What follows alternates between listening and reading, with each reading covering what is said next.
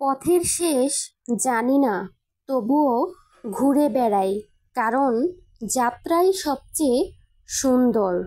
ভ্রমণ করা উচিত, কারণ স্থান পরিবর্তন মনকে নতুন করে শক্তি যোগায়।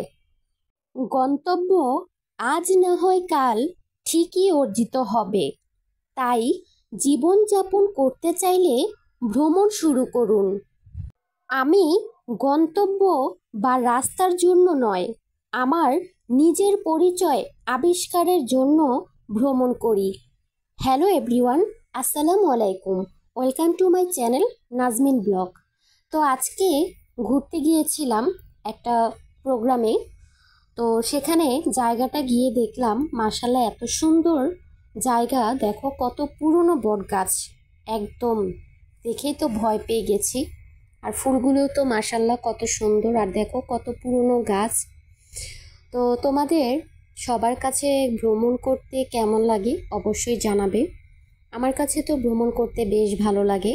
তো গাড়ি থেকে নেমে এখান থেকে আবার বাদাম বুট নিলাম, তারপর আবার চলে আসলাম একটু ফার্মেসিতে। তো আমার আম্মুর একটু শরীরটা একটু খারাপ, তো ভাবলাম আম্মুর জন্য একটু ওষুধ নিয়ে নিই। তো দেখো ফার্মেসিটাও কিন্তু আমার কাছে ভীষণ ভালো লাগলো, মানে কত সুন্দর পরিষ্কার পরিচ্ছন্ন, একদম সাজানো গোছানো, দেখেই তো ভীষণ ভালো লাগলো। তারপরে এখান থেকে কিছু ফল নিলাম আম্মুর জন্য। দেখো ড্রাগন ফল, তারপরে এগুলো কি বলে জানি না, আর হচ্ছে বাকরখানি। চা দিয়ে খেতে তো আমার ভীষণ পছন্দ। কেমন লাগলো জানাবে। আল্লাহ হাফেজ, সবাই ভালো থাকবে।